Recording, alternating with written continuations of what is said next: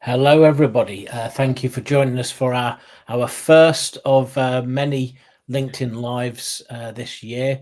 So happy New Year! I'm never sure when it gets too late in the year to wish that to everybody, but I'll get it out of the way now. I'm delighted to be with you once again for some of our LinkedIn Lives this year. I am joined by two fantastic. I'm going to set the expectation high straight away by two fantastic guests for us to talk about all things to do with New Year goal setting, really to do with the career side of things. But a lot of what we'll be talking about today can also be applied to other kinds of goal setting for home, work, etc. So let me first of all get some intros out of the way. Alison, can you introduce yourself to everybody for me, please? Yeah, thank you, Dean, and thank you for inviting me to be a guest. My name is Alison Ainsworth. I am an executive coach and a career transition coach for 1080. My background's also HR, so a lot of the career transition piece works quite well in terms of my personal experience in helping people find new roles. Brilliant. And next to Russ, who I think's got the coolest looking office I've seen for a long time on one of these. So Russ with the nice office, please introduce yourself too. Oh, thanks. Thanks for that. That's a compliment. So my name is Russ Hartland-Shaw. I've just noticed that my surname's not appeared on the StreamYard screen. But yeah, Russ Hartland-Shaw. I'm a leadership coach and a career transition coach, while supporting people through their career transitions for the last few years now. My background is sales and business development, and then more latterly moved into learning and development before going it alone in the coaching space. Brilliant. Thank you. And Russ, I'm going to start with you. I'm going to bring up the first of our questions and I'll continue with you if I may. So when we're talking about New Year goal setting, why is it so important? Especially when we're thinking about the career side of things. Why is goal setting so important? What's your thoughts? Well, so I was giving this some thought, and I think it's a question of understanding kind of, if you want to achieve something, you've got to have a goal to be able to achieve it, putting it quite simply. And if you've got aspirations to make a change, the only way to do that really is to set a goal. But I think in relation to career transition and there's some big decisions that you need to make. And sometimes when we're, certainly from my experience, talking to people with they've got various different experiences in terms of what's going on with their career. Sometimes it's done to them. Sometimes they're making a conscious choice to change direction.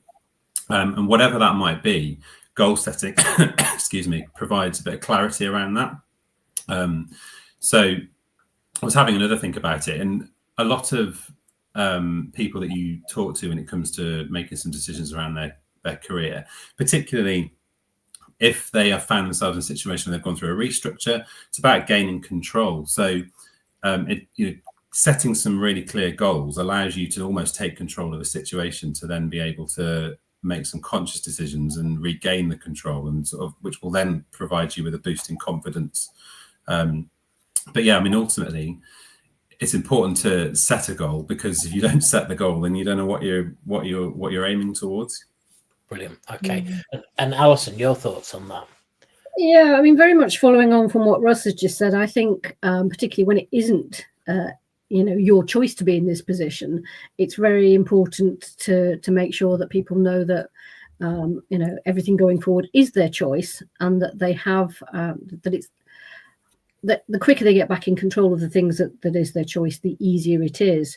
But I think it's very much about providing direction and providing focus around where you want to get to, and also small steps and milestones along the way help you keep on track, really, keep you moving forward.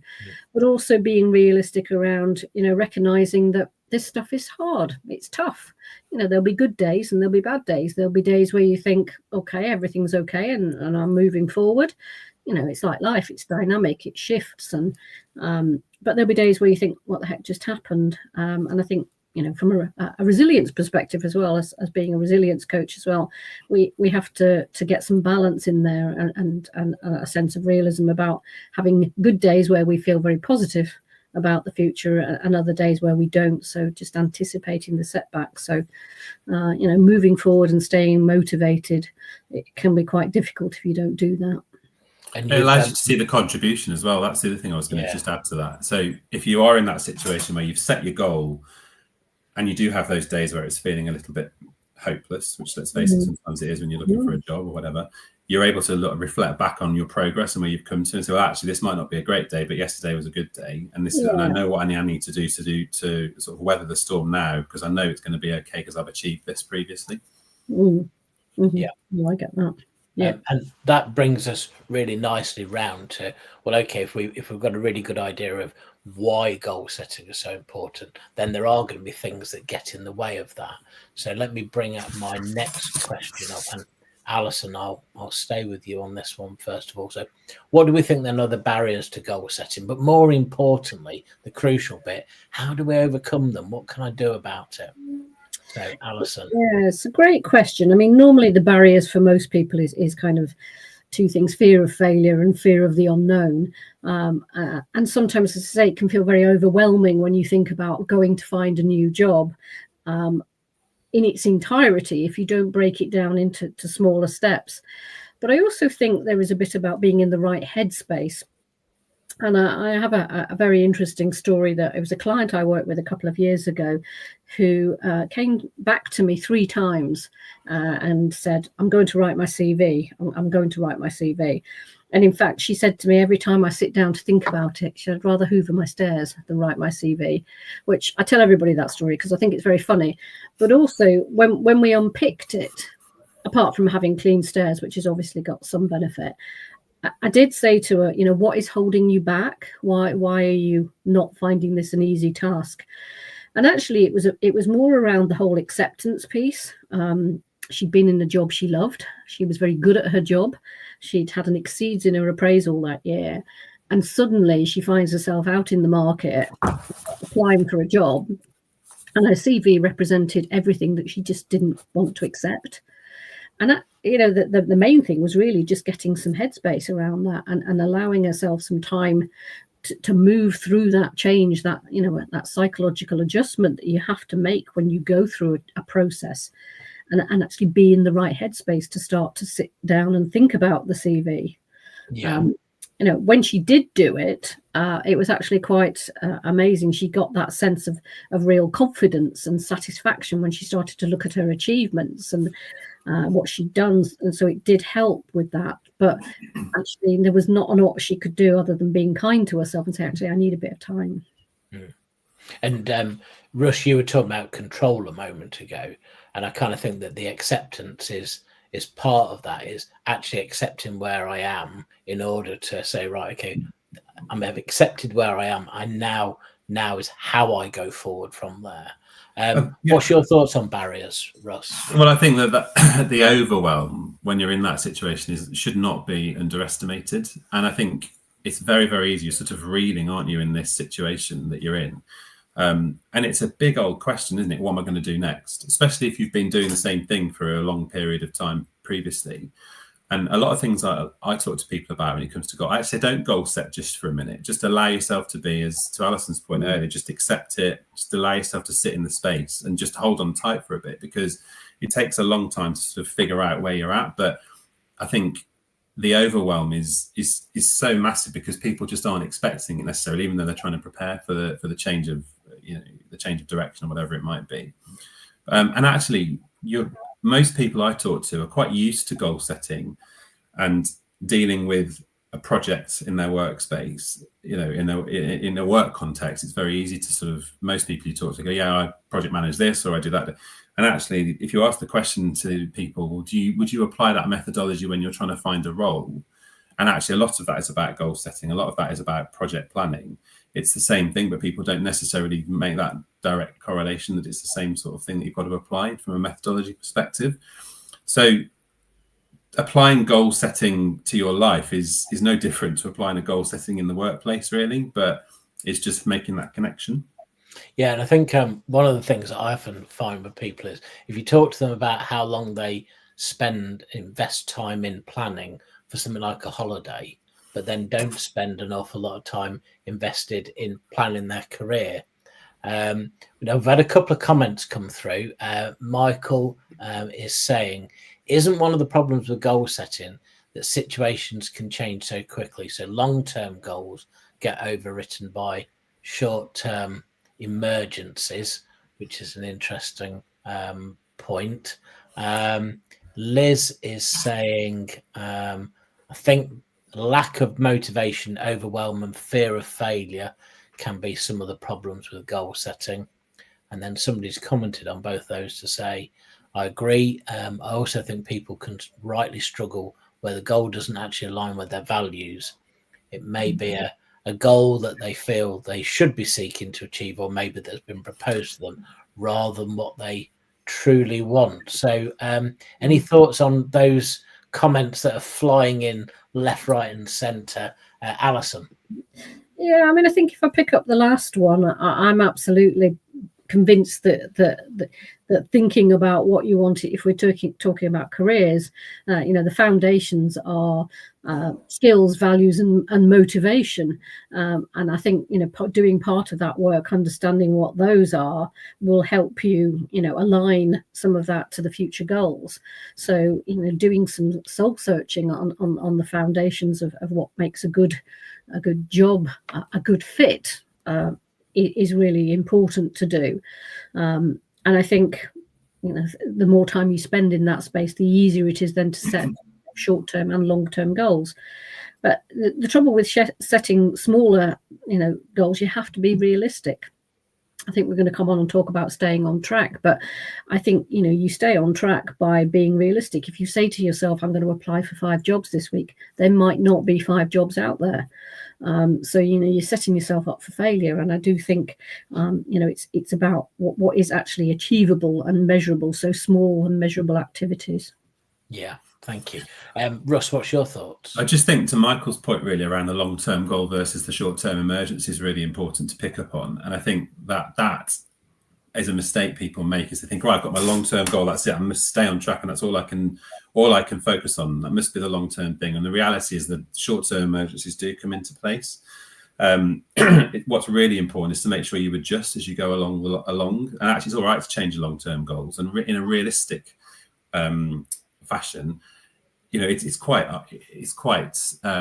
realistic to expect that your long-term goal is likely to change. So it shouldn't really necessarily be too detailed at this point because of those short-term emergencies, and you having to quite understandably react to some of that stuff. But it's making sure that it's at least aligned as best it can be with the long-term goal.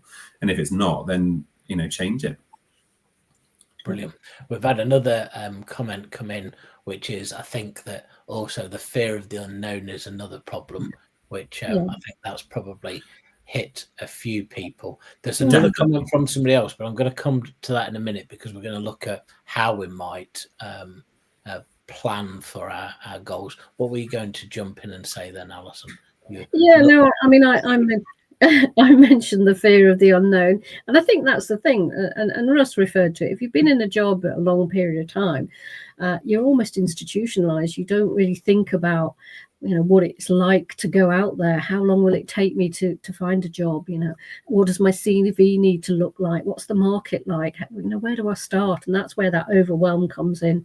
And I think that creates us a problem. And sometimes we naturally then procrastinate, or we ruminate, or we sit in the pit of misery because that's how it feels. And I think that's okay, but how do we then move ourselves forward, and be realistic with the short-term goals? And to add to that point as well, I think that it's okay to be fearful of the unknown. I think that's really important. Like, I think everybody fears the unknown. So it is about change ultimately, isn't it? And various different, lots of different people deal with change very, very differently. And that whole fear of the unknown is no exception to that, is it? Yeah. And that's just about suddenly being in a situation where you said earlier about being in a role for a long period of time. You've got your habits, you know what you're doing, you know what time you get up, you know what time you get into the office, whatever it might be, whatever your routine is, your routine changes when you come to look, when you're certainly in the situation you've been through a restructure.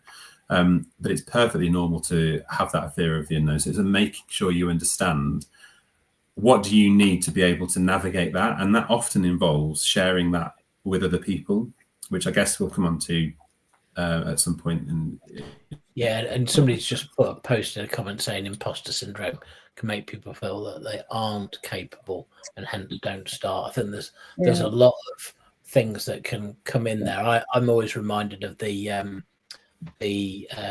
W. Timothy Galway book, the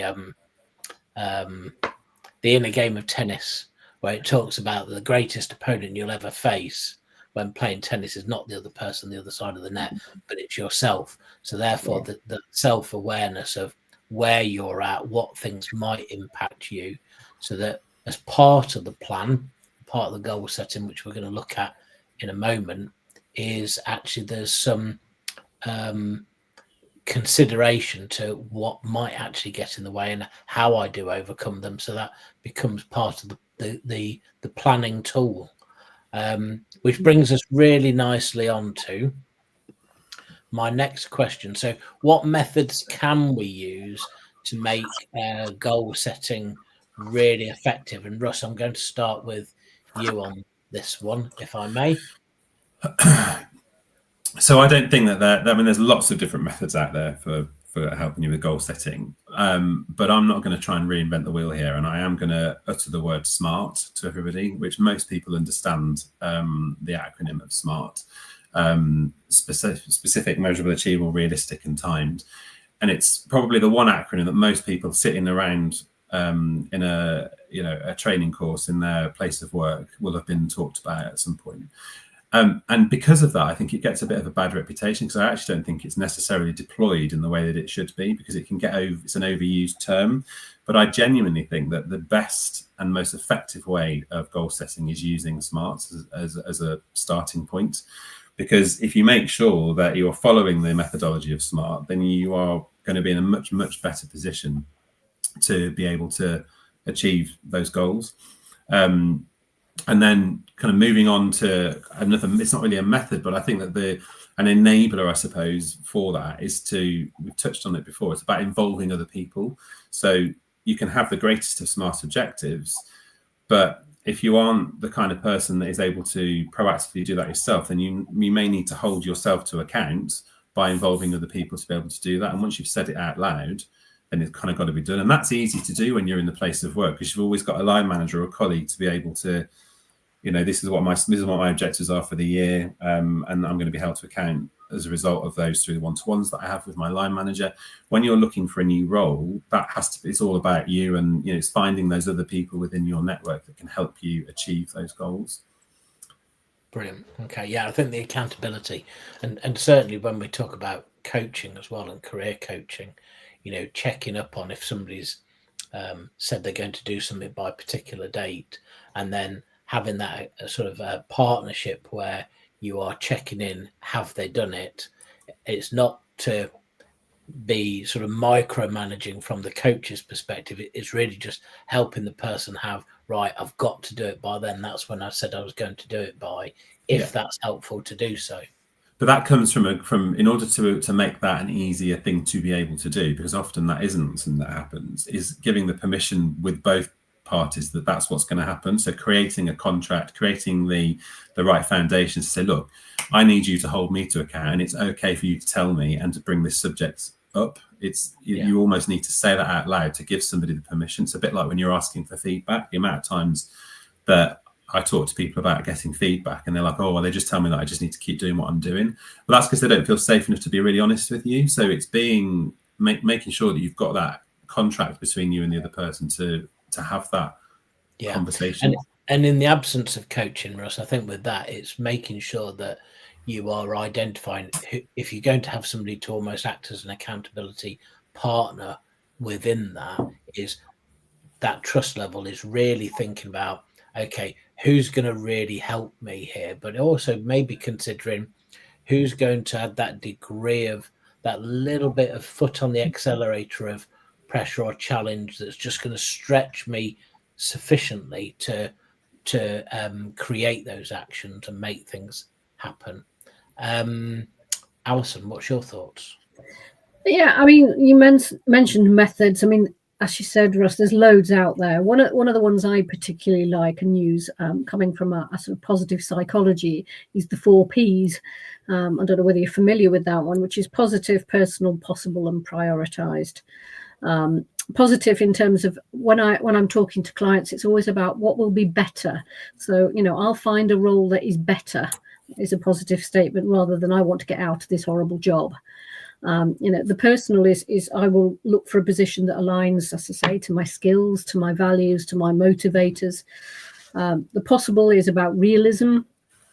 I've done quite a bit of work with things like Dan Siegel's work, the plane of possibility. Where are you in terms of the possibility? There are always options, but some will take longer than others. And again, being realistic about that.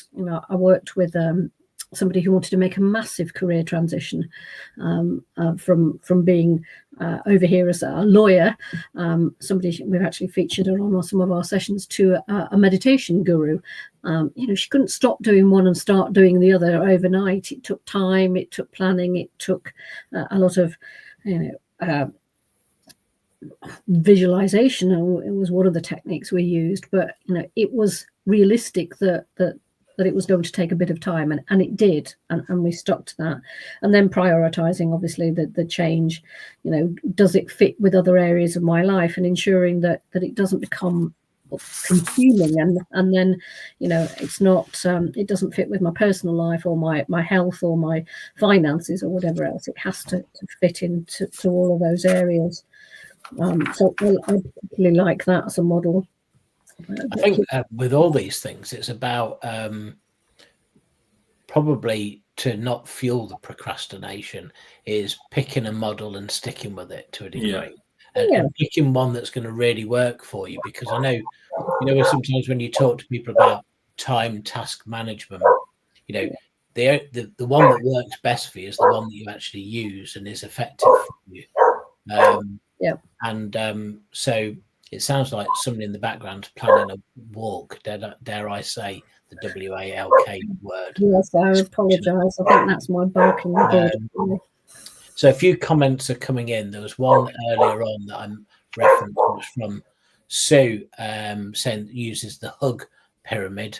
And every day's a school day, Sue, because that's not one I've come across before. So I'm going to be hunting that one down and having a look at that one. So thank you for sharing that. And somebody else has said, helping a client to consider what achieving their goal looks like, feels like, sounds like. So that whole visualization of thinking, well, how's it going to look, how's it going to feel when you achieve this?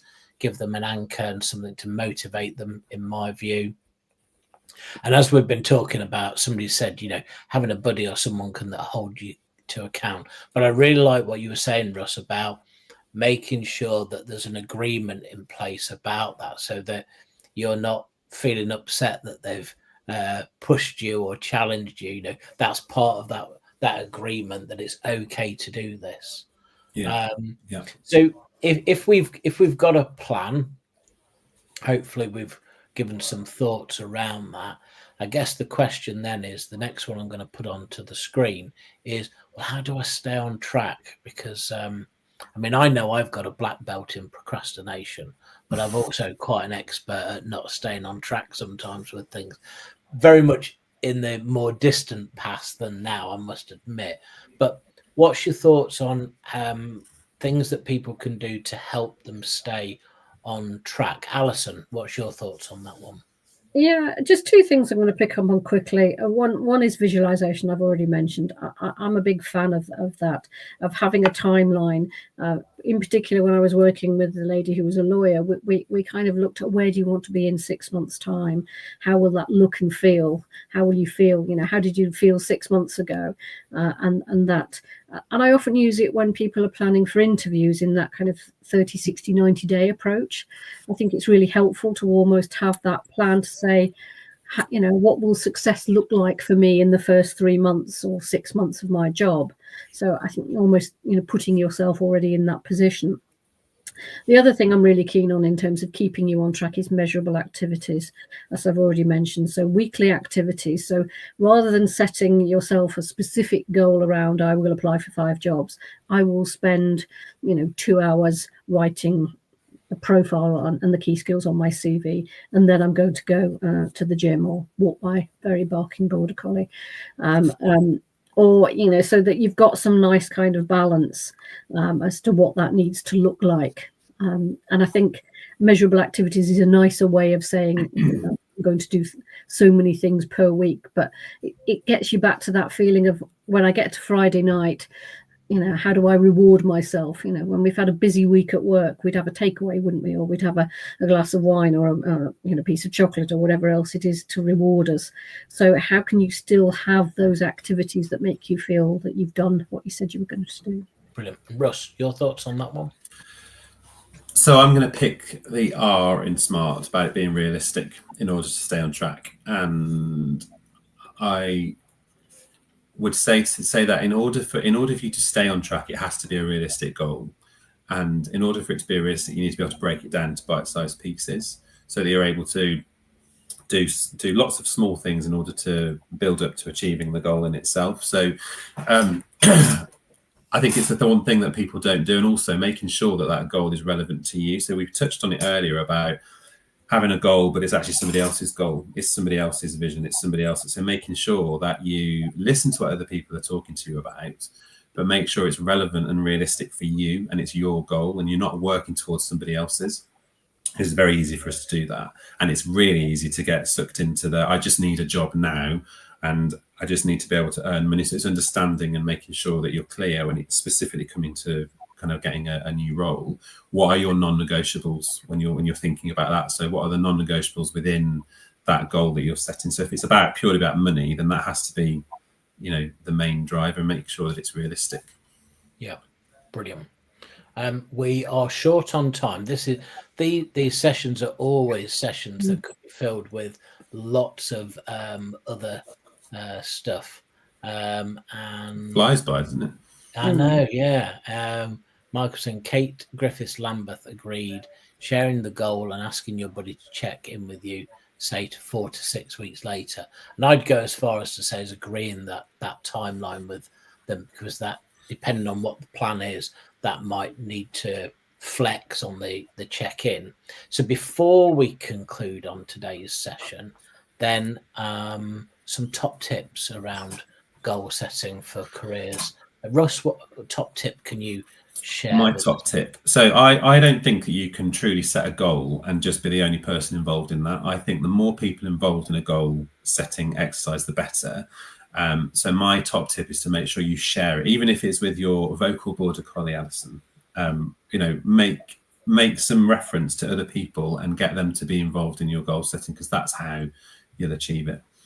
Okay. Yeah, no, I did have that kind of, that's one of my top tips, Russ, but there's a really interesting Stephen Covey quote that says the key is not spending time but investing in it, and I think that's really true.